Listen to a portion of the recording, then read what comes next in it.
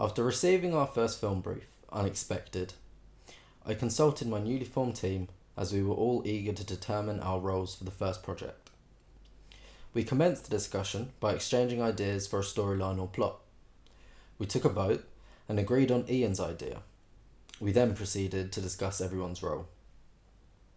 I've always seen myself taking the cinematographer route, however, don't have mass amounts of experience in said field, and so was happy to let the experienced Giorgio take the reins on that. Having developed a keen interest for editing in college, I decided to put myself forward for the editor role, and the team agreed.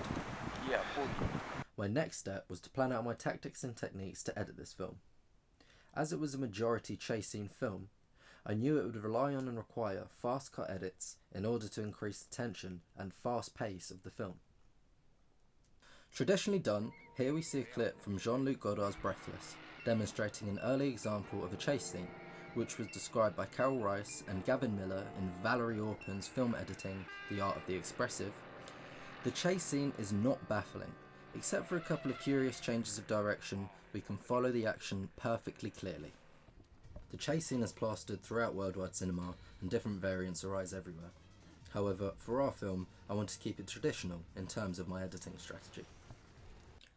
I decided to keep the initial shots of the chase scene fairly long, and upon reaching the standoff scene, where the good guy acknowledges the bad guy, the shots succeeding this became much quicker.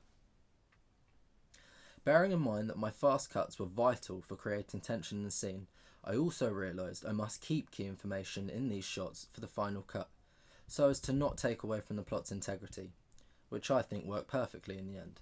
Brad, Ian, tell us how we're starting, what we doing. As I had no on-set role, I was tasked with taking all the BTS footage, which allowed me to step back and view each role without having to worry too much about what I was doing, as well as being able to visualise how the film will be edited. All in all, a good start.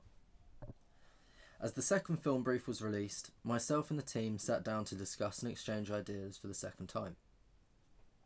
2 proposals were put forward, and I knew immediately which one I thought would be better for us to film.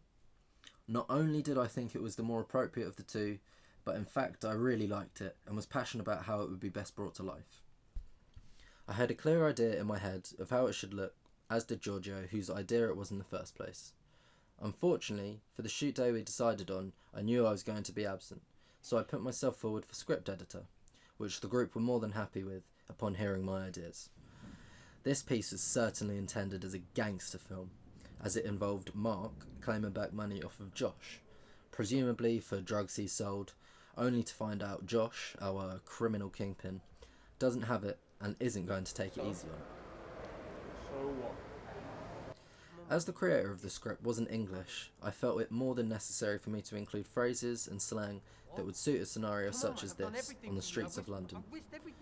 I took inspiration from the Kidulthood films created by Noel Clarke.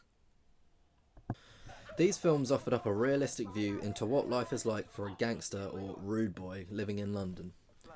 Noel Clarke made sure not to shy away from using all sorts of dialogue that you would find on the streets, even though this might not necessarily appeal to quite a large demographic. The dialogue throughout this film is masterful, and so entices audience further into the film's gritty realism, which I have tried to incorporate into my script. What this opportunity also allowed me to do was get a greater glimpse of what it's like in pre-production, allowing me for the first time to stretch my creative legs. For the broken film brief, our original crew decided to split up. I stuck with Adrian and Brad, who introduced us to Bella, who already had an idea for the film in mind. Unfortunately for this film, Tom had already taken on the role of cinematographer, and so I asked if I could be the first AC and shadow him in preparation for my involvement in our 4th and final film. Knowing that being first AC was simply not enough, I decided to offer myself up for the role of co-producer. As I hadn't done it before, I knew it would be good for me to dip my toes in the pool of production. I had to ask Brad and Adrian for guidance, but they helped ease me into the role, letting me know what had to be done, which included sourcing actors and locations, retrieving necessary permission from actors and location owners, checking weather for shoot days, and overseeing equipment booking. The only slight hiccup we encountered was due to us taking a little bit too long to ask permissions to shoot on one of our locations, requiring us to pay a small booking fee. As the shoot day came, we all met up, booked out the kit, and went to our first location, which was the lovely but eerie Teddington Park. This location was perfect, as its vast, wide open fields, with nothing in but grass and trees, helped to match and illustrate the isolation of the characters. Tom was happy to listen to suggestions I had for him regarding angles and shot types, and in fact, my suggestion of framing a tree in the far left side of our shot, in order to give off the impression that something was watching them, even made it into the final cut. At last, it was my turn to take on the role of cinematographer. Even though this was to be the shortest film in length, I was going to make sure I would have as big an impact as possible. To start off, the original crew was back together. However, my creative team was struggling to model a plot around a given keyword of inverted. I quickly came up with the idea of a lady telling her partner she was pregnant, which would then be followed by a descending pedestal shot, cutting to black in the edit, and rising again to reveal an inverted shot, representing the fact his life has been flipped upside down both figuratively and literally. Unfortunately, in the short amount of time we had, my producers were unable to source an actress for the role, and they expressed they wanted to get filming as soon as possible, to which I agreed.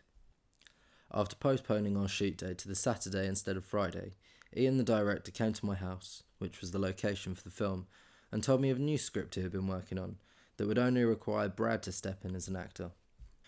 The script was certainly a step down from the first, but I understood sacrifices had to be made, and I proceeded to making my mark known. We both agreed that the camera movement in which the shot appears to invert was a key part of the film, and so knew the plot must still revolve around an event that seemingly causes our character's life to turn upside down. Our main character, Brad, has come up with an idea for a film and is trying to put together a cast. Getting rejected a few times, Brad's frustration noticeably grows, and this is when the inverted shot is applied. This inverted reality is meant to represent Brad's troubled and frustrated mindset. For this shot, I made sure to include a much looser style of filming in which the camera moves a bit more freely, further inferring Brad's mental imbalance. This is contrary to the earlier shots that were more still and rigid. By the time we started filming, it was dark outside, and so on my Canon 600D, after adjusting the white balance, I set my shutter speed to 1/30th of a second, my aperture to 4.5, and my ISO to 800. When I checked how the shots came out on my laptop screen, I noticed with the initial shots of Brad, there was a slight bit of visual noise in the wall behind him, which I knew would be amplified when projected onto the big screen at the lecture hall. I let our editor know, and he was able to colour grade it in the edit. There is definitely things for me to work on from a cinematographer's perspective, however I am happy with my first attempt, especially as this film had to be compiled in such a short time, and the same day script change resulted in a change of shoot time, which meant I had to adapt to a different lighting situation. I definitely see this as a good first step, and have set a respectable marker, ready to build upon when I return in the new year.